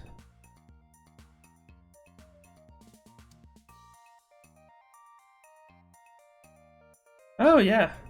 Well, at this point, it becomes like coloring in a fancy coloring book. It's the hard part's doing all the coloring book stuff to prepare for it first. I know a lot of people like coloring as their least favorite part. They absolutely hate figuring out color palettes and everything, but I used to dread it and have just the worst time with it. Because I couldn't understand why some palettes worked and some didn't. I would try stuff, I would look up color theory videos, I would mess around with a lot of things, and then I would actually go and try to apply it to a drawing, and it would immediately turn into just a stinking, usually, when I was taking the advice of like graphic design stuff, it turned into the most dull, drab, boring, uninteresting stuff. And I was taking the advice of other things, it would turn into just like rainbow neon nightmare realm. And I was like, okay, we need to work on this. And it took a few different like things, like studying techniques and different things to study before I finally figured out how to build a color palette that doesn't look terrible. Because it's sure as heck not intuitive. Okay. Good. I actually like this gap because it helps emphasize like the weapon itself, which is kind of an important part of the, you know, obviously threatening situation going on here. So keeping the arm and the wielding part of it visible, I like that. Maybe we planned that at some point in one of the earlier phases of this, but like I was saying at the start, we've done 21 Miquella streams. I've spent so stinking long on this art piece that I don't remember what's intentional from the start of it anymore. I've got no idea. Oops, okay. I do know that we're going to go for, maybe not full black, but really intensely dark background. One of my original goals in this, from the get-go, was to have a really high contrast drawing, just because it's, yeah, once again, mixing it up a bit from some of the stuff we've done. Ah, yeah, black and whites. That's a fun one. Yeah, I've realized that I enjoy figuring out the values first and then building the colors off of it. Because my gut instincts for colors is really bright and neon. Like really, really bright, contrasty, clashy neon. And it's not what I actually want it to end up looking like, but when I'm choosing colors on gut instinct, it's what happens. So, like, it's something that I've had to be like, okay, no, let's, oh, crud. Okay, hold on, how much have we done on the sketch layer? That layer's fine. Ooh, how's the silhouette looking? Not necessarily clearly Miquella, but definitely clearly dangerous. Okay. Yeah, I'm liking that silhouette. We can make it pop more, but I'm liking this one.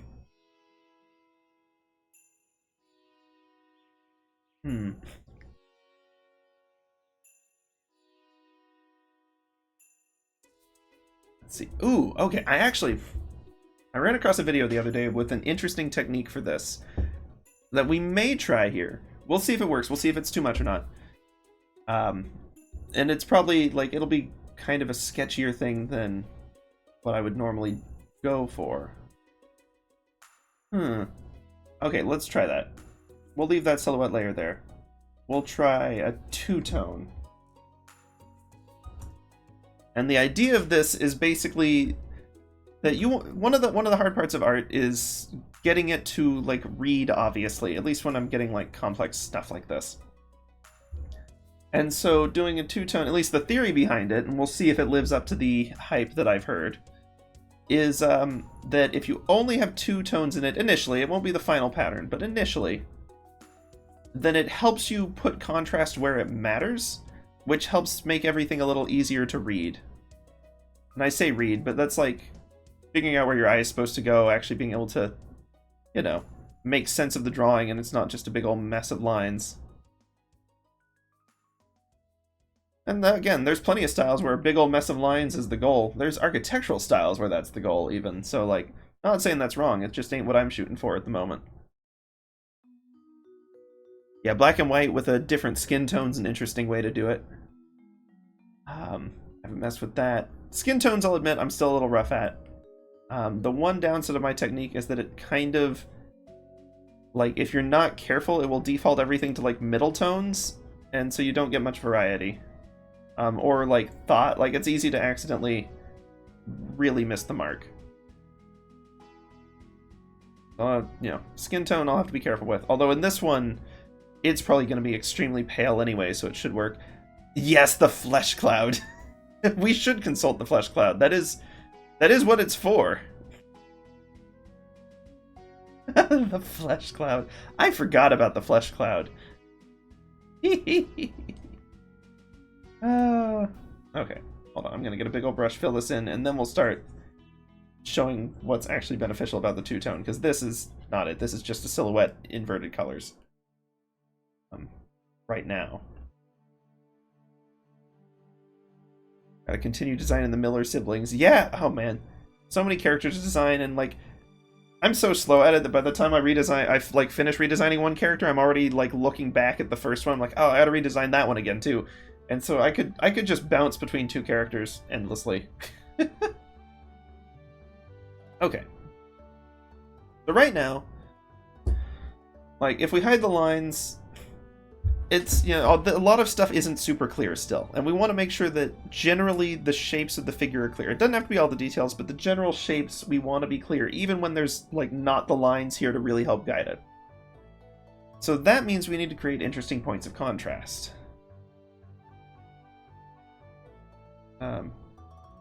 I did it all in the silhouette layer. That's fine.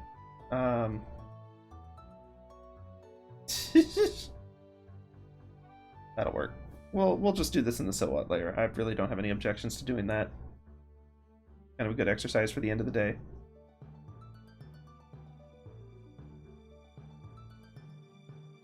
Oh, jeepers. So many characters to design, and, like, the thing that's the worst with me is for names, because, like, I always want them to be unique names, and then you end up, like, I don't know, either you've got one that you're set on, and then you run into some other character with that name, and you're like, ah, man, now I can't use it. And that's silly. Like, you absolutely still can. Unless it's, like, a knockoff of that person. Like Barry Potter is probably not the best free name to go for, especially not if they're a young wizard from a non-wizarding family who gets spirited away to a magic academy. But, like, generally speaking, you can still share names. But I see so many where I'm like, oh, okay, nope, someone already has it. It's like, no, you can still use it. Yeah, baby name websites are a good option. I use this for D&D NPCs too. For whatever reason, like, I'll just be, like, randomly mumbling words, and, like, anytime I typo spelling a word or, like, a name or something, I'll write it down on, like, one big D&D reference note I have as, like, a name option. And a lot of the times it's garbage, but sometimes you get fun stuff with that. But yeah, no, baby name generate, it makes sense. That's their job, is to have good names. If the baby name website only had bad names, it would be a dark day indeed. Okay. I need to think about where the light source is coming from too as part of this. We may shift that, but for now, where should the light source be? We talked about having it a little behind. We could have it directly above. That would be fairly dramatic. Because I don't necessarily want too much of the figure. I want the figure to be generally light so that we have contrast against the dark background.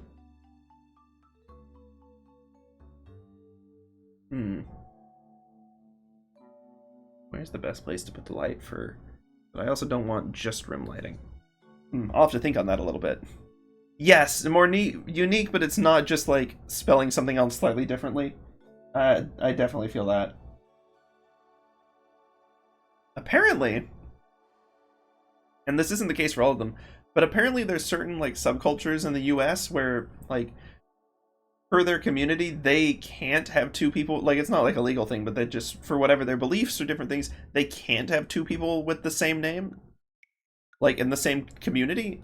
And this isn't true of, like, giant cities, but for, like, you know, little groups and stuff. And so if two people want the same name, they have to do one of those weird off spellings in order to have it. And that's sort of where some of those have come from. Because if 6 different people want to have a similar name, and there's always some popular name that everyone wants, if they all go for it, you're going to get 6 different spellings. And it's like, well, great.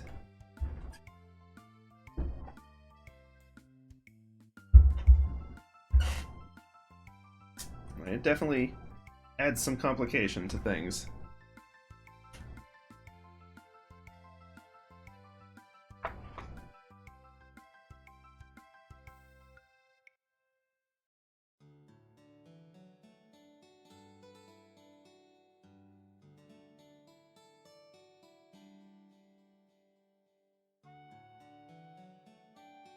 Yeah, that doesn't shock me that they end up on Ida. I know that's not how it's said, but I call it Ida. But yeah, like... There's a part of me that hopes, like, half the stories on that one are, like, made up for attention, because some of them are so atrocious that you're just like, really? Really?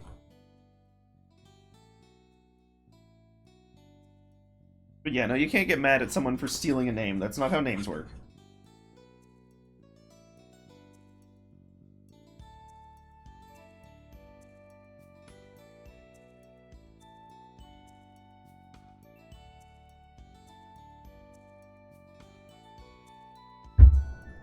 Okay, let's think about where we want the focal points of this to be.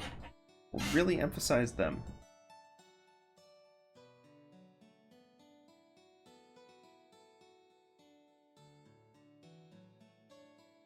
We can emphasize them with light or with shadow, but I think with light would make more sense here. It would mean going for an awful lot of shadow in other places. Have pretty sizable chunks of stuff not disappear, but not be essential. Oh yeah, no, definitely, like, the weapon is a key focal point, but I also want some slightly more subtle ones that will still pop. Like, I want to catch... I debate on the face, but I don't debate on the hair. I definitely want to catch, like, the braids and such, and, like, little crown, because they're key details of Miquella, so they'll be recognizable for character reference. And then I want to catch this little charm. But I don't necessarily want to catch the eyes. Partly because they're, like, never an important part of Miquella's character design so far, and partly because, partly for the more ominous look. Yeah, this, we can give it a little glow. I kind of want to lean towards, like, having, like, one really major light and then some very minor side ones. I mean, genuinely, we might end up with, it'll probably end up with something like the anime shadow over the eyes. It just won't be quite as direct on it. But, well, you know, with the shape of the eyes and all that, we'll get there. And I'm going to try to have, like, the single bold source of light hit off this, because it'll be a reflective glint. I need to figure out which charm that's going to be from the game, too. There's some that would make sense with lore. Yeah, let's see. Doesn't all have to be dark, but, like, that probably ought to be. It doesn't have to be this... It won't be this intense of a black at the end. Okay, hold on. Go ahead and make sure we're using the right color here. Fill tool. Speed this work up a little bit. But if we want the charm to glow, then that means that we need the area around it to not so much. And that does kind of work if we have our light source, let's say, somewhere up here. That'll get a really good glint on the blade, which we want, and which this part, with the way we framed it, should definitely already be eye-catching. We can add, like, a little bit of shadow to it, but I honestly don't want to mess with the silhouette too much, so I'd like this whole part's going to be fairly bright, and then we'll go super bright on the end. Yeah, no, the slight downward tilt, have a light source above it, should be good for this. And I'll just need to think through, because to really accentuate, I'm jumping around all over the place on this, but the light source is hitting from behind there. The hair will obscure some and cast a shadow, which will be good, because that'll be a good backdrop for that. It'll hit some of the ridges of the clothes, but not necessarily this far side, other than a very slight... You always get that little rim light, so I'll try to leave a little bit of something for that. And again, this won't be our final flats. This is just sort of roughing in to get ideas, and then we'll come in and do the final flats with a lot more detail and more shades and values and stuff like that. We can sort of block in shapes. This can fill in a fair bit. We'll have, like, some highlights, just very, very thin highlights, not anything that'll attract too much attention. The ridges of the clothes, because we want the bulk of the attention to go to this. And I appreciate the suggestions, by the way. Like, definitely open to feedback or thoughts or help or anything like that.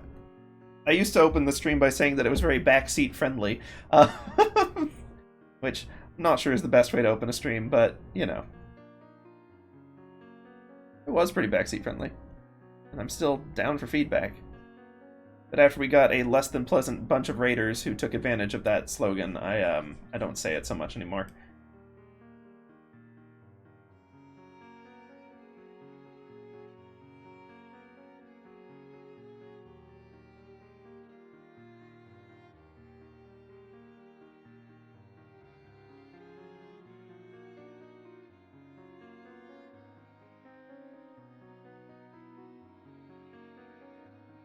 Okay, bring this down, sort of end that arc. I'm just, again, I'm playing real fast and loose with this.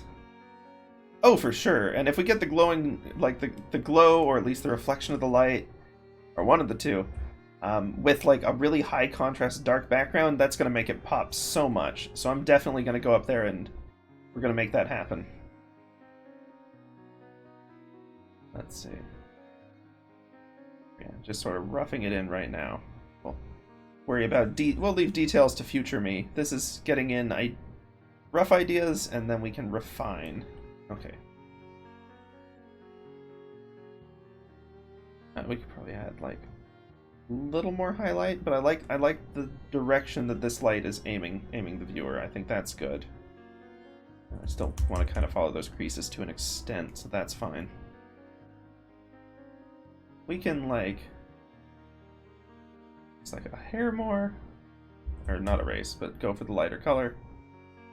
Keep forgetting that's not just like the canvas showing through. Okay, this one feels like it ought to catch like a little bit more light than it is. We can sort of have like a little bit there. All converging.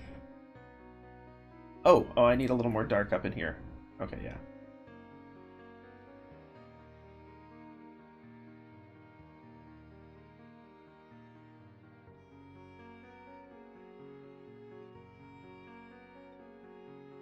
Let me fill it in, and then I'll come back and, like, show where the highlights should be. Sometimes that's a little easier.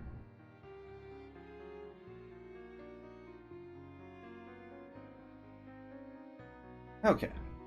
Getting back to our dark. Let's do this next phase. We know we want the charm to pop, which means we want the dark background on it, which plays nice with our surrounding light physics. Huzzah! That is not always the case.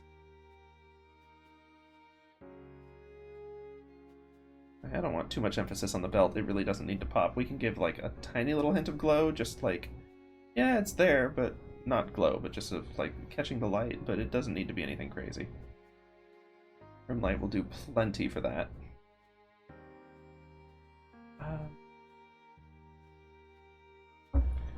Let's see, we can make sure that that's dark too, and we'll even probably want the underside of this arm to be in the darker side of things, which will help with the charm and also make sense with our upper light source.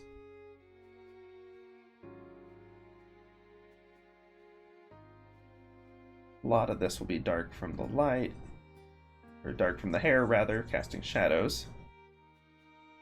Come back through and give it just a couple of highlights in a bit, but for now we don't need to. For up here, we'll have definitely more highlights. The faint glow of the hair. Let's see. Really need that to be particularly bright. The higher contrast if it's not. A lot of the face view can be fairly dark. We may go for the classic, like, always like that little highlight that shows through. Not always, and not necessarily in this angle, but I want to see how if it'll work.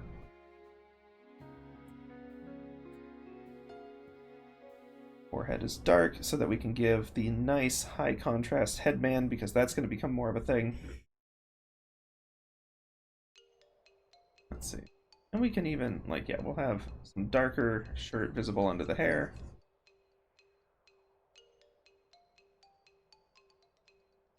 Thinking about the light source, thinking about that light source. Where's it going to hit on this?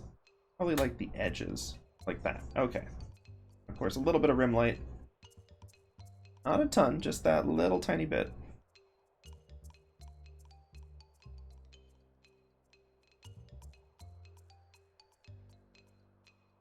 Let's see. Good. This is starting to capture the high drama that not say high drama, but I want this to have a lot of like dramatic tension in the moment. It's supposed to be a specific event from the game, and not necessarily the happiest event from the game. Which means well, it's gotta have a little bit of the grimness to catch that. And I'm actually going to go for this section of the hair being a little bit darker too. Not all of it, but just like some of the stuff on the inside.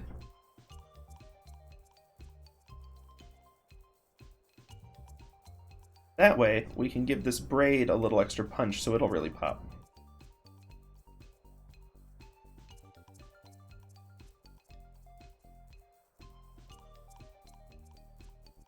Same for this, some of these swooshes. Okay. And now look at that. That is, well, okay, let me do a little more on the arm real quick and on the blade itself, and then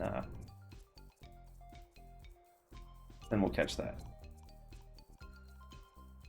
And we know we want the figure to look a little more ominous.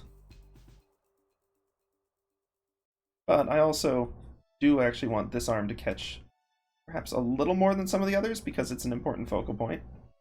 We can partly fudge the light source a little bit, partly, you know, makes sense that it'd be more extended and might catch the light that the hair isn't because it is reaching forward a little bit more. It also adds a little depth. Cool, cool, cool. Okay. Yeah, I'm glad we did this two-tone thing. Because it's not there yet. There's some we're going to want to refine. But already we can tell, like, at a distance, what pops. What really catches your eye. Obviously, this does. Way more than it did when it was just the line work. Like, it's still bold there, but it doesn't catch the same way. The hair does too, the braid and like some of the details. I think I'm going to actually go for more shadow on this side, just to make those pop a lot more, and because it makes sense with where the light source is. So now, like, what's visible of the face will pop a little bit, which is good contrast for what's not. We can have like a little bit more on this side just to help frame that, but we won't go all in on it.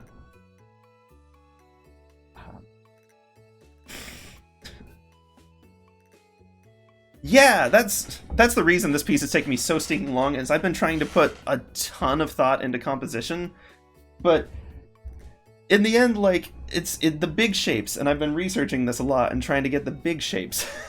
Part of that might be the hair. Like, we may need to tone down the hair a bit if we want this to catch, or at the very least we can... Ooh, okay, hold on. If we want this to pop more, then I'm gonna lose some of that detail back there, because we don't need it so much. And then now, I mean, heck, let's just turn the lines off entirely. That's still almost entirely readable. Maybe we add some glints on the chain or something. I need to draw more attention to this. And it's got a lot of contrast around it already, so it's going to be hard to make it pop. We'll have to be clever with that. But immediately, like, the danger, the threat, the pose, like, the kind of looming-ish figure, it's kind of there. Ooh, okay, okay. Good, this is actually coming together. I was not 100% certain it would. This one's been in it. This has been sort of the sequel to the Millennia project, where I went all in and really pushed my limits to try to learn a bunch of new techniques and take some risky stuff to see if it would work. And I had no idea if any of it would pay off or not, but it looks like it just might. Line of action and stuff on it still isn't all that strong, but that's okay. Like, we've still got... We're getting the tension that we're going for.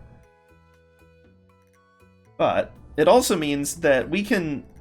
If we know what works here, then that makes figuring out the colors and everything much, much easier. Because we know where we need to put points of interest. Points of bold, like either bright lighting and color and things like that.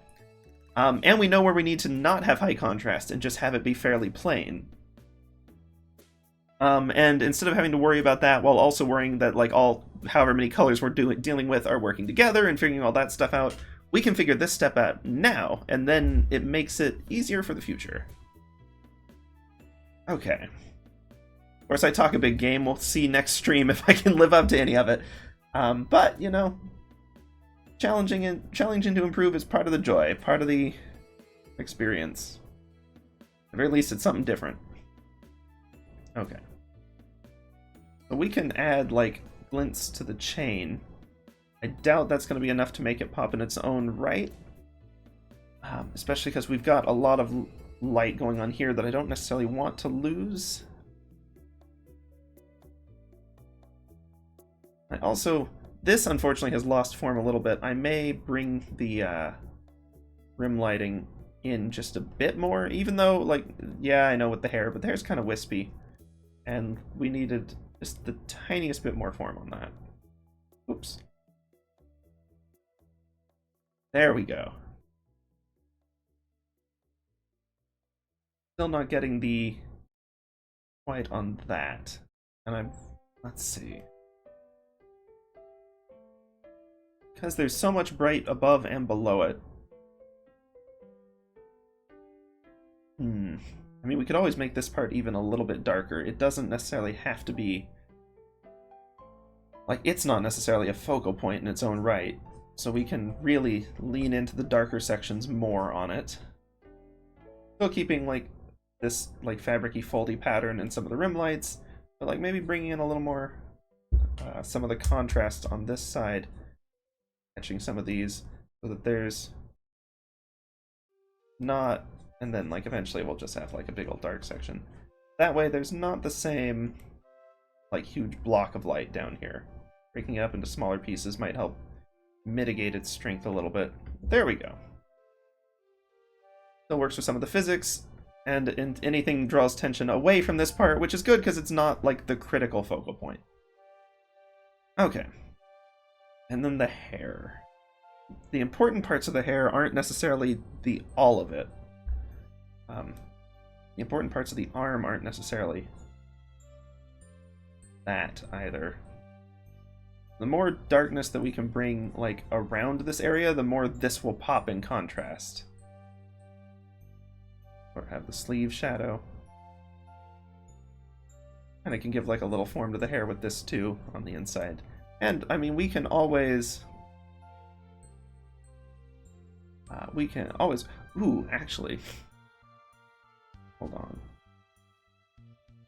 That works a little better, and with color we can make it pop a little more down here. But, notice we seem to have two braids going along here, and maybe we can use this other one to our advantage. If we highlight it in just the right way, that it essentially directs the eye towards this, it might help that pop a little more. I mean, it pops more than it used to. It's at least, like, the recognizable light spot in that area from a distance. Maybe, and we could also make it a little larger, that way it would kick a little more, have, like, a little more punch to it.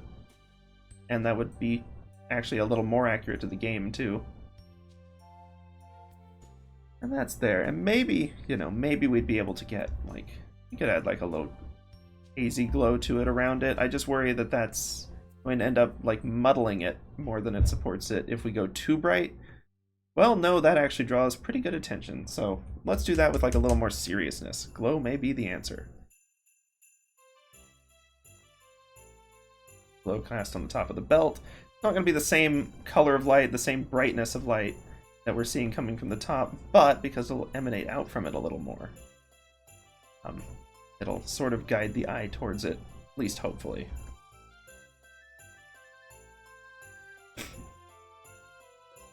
There we go, that's not bad.